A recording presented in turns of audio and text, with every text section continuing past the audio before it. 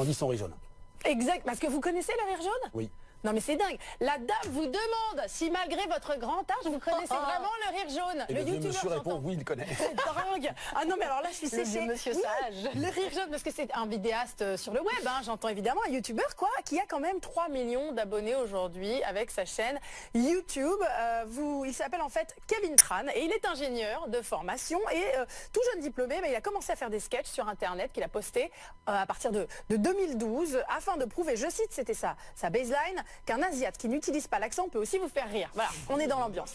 Et cette vidéo, par exemple, le régime, allez voir, allez savoir pourquoi elle m'intéresse, 12 millions de vues quand même, on écoute un peu. Du tendu. Kevin Tran, 1m74, 98 kg, 95C, je rentrais dans mon 9e mois de grossesse. J'étais déjà en train de chercher un nom pour mon gosse. Super Size Me 2, ils m'ont appelé pour le casting. Ouais, non, mec, ouais, viens, on a besoin de temps pour faire du box-office. Même mon menton, il me disait, arrête tes conneries, je peux demander un verre. Et il est beau. Bon voilà, il est très bon.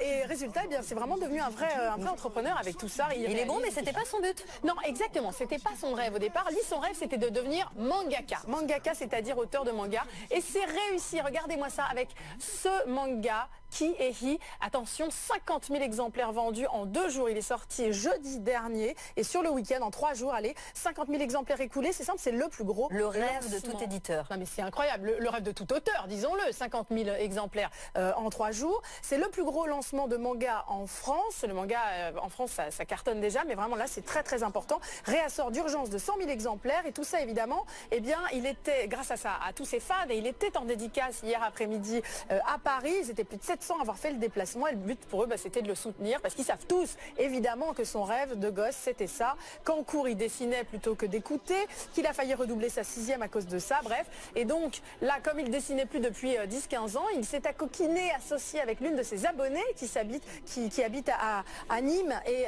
qui s'appelle Fanny Antini, qui lui avait envoyé un dessin comme ça par internet. Et voilà, l'association, ça a cartonné. Il a proposé ça à Michel Lafon et c'est le carton. Et ça donne ça une très jolie histoire donc de frères. Donc ça se lit à l'envers, évidemment, c'est un manga, je le rappelle. C'est une histoire de 2 frères. Voilà, Yeki, le gros, le petit. Évidemment, ça va être leur dispute, leur baston, leur retrouvaille aussi, leur complicité, leur amour, évidemment, parce qu'entre 2 frères, on s'aime. C'est drôlement bien dessiné. Il y a un joli univers.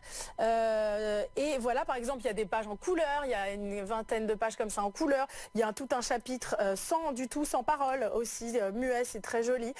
Et puis voilà, et un chapitre dont vous êtes le héros. Donc c'est très réussi, très joli univers. Ça s'adresse aux enfants autant qu'aux adultes pour des références un peu plus adultes. Et évidemment aujourd'hui, Kevin, le rire jaune, il est très ému. J'ai beau avoir fait des centaines de vidéos sur mes 2 chaînes, une vidéo ça ne se touche pas, ça ne se sent pas. C'est pas matériel. Un livre, on le touche, on peut le déchirer, ne le déchirez pas.